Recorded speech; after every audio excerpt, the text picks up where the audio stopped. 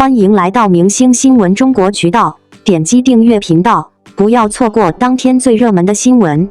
初中旧照曝光，赵丽颖同学发图力证纯天然，网友这就是等比例长大。如果一张10几年前的班级合影能充当法医照，那赵丽颖刚出土的初中相片就是一刀砍掉整容说的铁证。看着那副还带婴儿肥的小圆脸，网友只剩一句感叹：原来她真的只是把自己按1:1放大。照片里黝黑的小姑娘笑得毫无包袱，眉眼与如今荧幕上的她几乎复刻，就连嘴角翘起的弧度都没偷懒。一位摄影博主用测量软件核对后给出结论，关键点位置误差不超过2毫米，这可比很多真人秀里的互灯镜头更靠谱。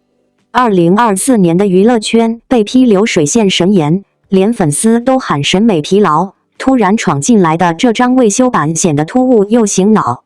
答案先抛出，他没动刀，只是晒黑，也只是长大。接下来把能挑刺的细节摆开，脸型、鼻梁、眉眼全部经得起放大。先看时间点，2006年他参加雅虎搜星，短刘海配圆脸，胶原蛋白满格。18年后，对比图里骨架、五官比例几乎不变，差别不过是青春水分被岁月蒸发了一些。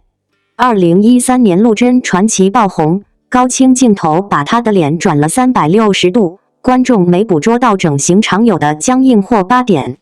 造型师说好画，底子干净，比磨皮滤镜省事。双引号，生子复出后，激素、水肿退场，轮廓回到少女感。有整形外科医生点评，若真动过骨，孕期激素波动最易露馅，而她的面部线条稳定的像老照片。鼻梁是否凭空拔高也是争议焦点。翻出她高中运动会自拍，鼻梁光影早已立体，只是当年像素差，不敌今日扒开耳闻清晰。肤色同样被阴谋论者当作修图证据。她的初中同桌留言：丽颖每天骑3公里自行车上学，周末下地干活，你想她不晒黑都难。赵丽颖的故事不仅是颜值变真，更是职业路径的反差。横店跑龙套7年，她在片场抬摄像机、扛道具，练出了后来花千骨的打戏爆发力。化妆师喜欢她，还有个冷门原因：面部起伏小，打灯不易出阴影，但也意味着镜头容错率低，微表情会被无限放大。想偷懒遮瑕，根本行不通。与她对照的是锥子脸流水线女演员，她们上强光灯容易显假，后期要做大面积磨皮，制作方埋怨成本飙升。赵丽颖的耐拍度反倒让剧组省了钱。当初这张圆脸让业内断言当不了女主，角色永远停在宫女、侍女。她用1年几10部小戏的眼神戏练习，才把局面扳回。那段心酸既真实也残酷。如果说颜值是敲门砖，实力就是续费卡。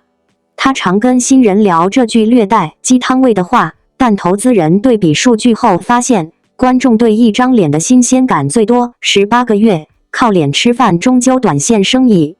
粉丝狂欢之外，冷嘲也多，天然长相被过度神化，是换种方式营销。然而作品数据打脸，他聚集的口碑曲线和颜值热搜并不重叠，观众买单的还是内容。业内造型师透露，他接知否时主动要求不贴双眼皮贴，让眼睑微微浮肿，贴近古代饮食含盐高的设定。这个减法并不讨好镜头，却让角色更生动。正是这些不讨好的细节，让那张几乎没变过的脸长出了故事。于是，一张初中照竟成为对抗审美疲劳的闷棍。观众瞬间想起自己抽屉里的傻气合影，原来明星也和我们一样，从风沙操场里长大。2023年医美行业规模达到2788亿元，却首次出现增速放缓。大众开始对千人一面逆反，这正是赵丽颖旧照能出圈的社会底色。她并非完人，角色同质化、情感线炒作也曾引来吐槽。但就容貌话题而言，她示范了一条不用动刀也能抢占视线的路径。镜头记录的是长线考验，照片只能定格瞬间。从青涩到成熟，赵丽颖给出的答卷暂未出错。当那张来自初中同学的旧照被曝光在网络上时，很多人的第一反应并不是震惊，而是一种果然如此的释然。照片里的赵丽颖眉眼清晰，轮廓自然，笑起来的神态与如今荧幕上的她几乎没有本质区别。时间在她脸上留下的，并不是推翻重来的痕迹，而是顺着原有五官慢慢生长的轨迹。这也正是网友所说的那句话：等比例长大。事实上，关于外貌的讨论，赵丽颖并不是第一次被卷入。从出道开始，她就不断被放在放大镜下审视。有人质疑她的脸型变化，有人揣测她的五官调整，甚至将成长、妆容、体态变化都简单归结为整容。这些声音伴随着她从籍籍无名走到家喻户晓，也在某种程度上成为她职业道路上的背景噪音。而这一次，一张来自学生时代的旧照，却用最朴素的方式回应了所有揣测。仔细看那张照片，会发现它并不完美，光线普通，表情青涩，没有滤镜，也没有刻意修饰。正因如此，它才显得真实而有说服力。那是一种未经雕琢的自然状态，也是很多人早已遗忘的成长样本。赵丽颖如今的五官比例、笑容弧度、眼神走向，其实都能在那张旧照中找到源头。所谓变化，不过是从少女到成熟女性的正常演变。这件事之所以引发大量讨论，并不只是因为整容传闻被打破，更在于它触碰到了娱乐圈长期存在的一种焦虑，对外貌的过度执念。似乎女演员的成长不能被时间温柔对待，一旦出现变化，就必须被怀疑、被解释、被审判。而赵丽颖的旧照提醒人们，成长本身就是一种变化，而且是理所当然的变化。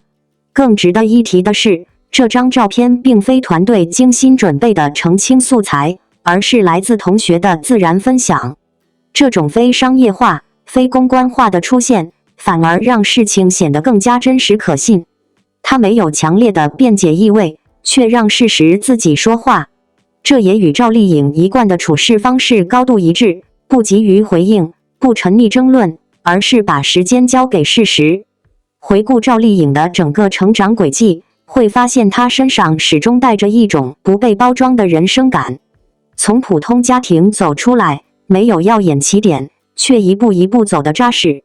她的外貌变化，其实和她的职业路径一样，都是在真实生活中被慢慢打磨出来的。正是这种真实，让她在被反复审视之后，依然站得住。网友之所以会集体感叹等比例长大，某种程度上也是在表达一种久违的轻松。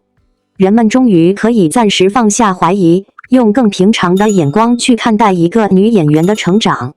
不是每一张成熟的脸都必须对应一段被质疑的历史，不是每一次变化都需要一个阴谋论来解释。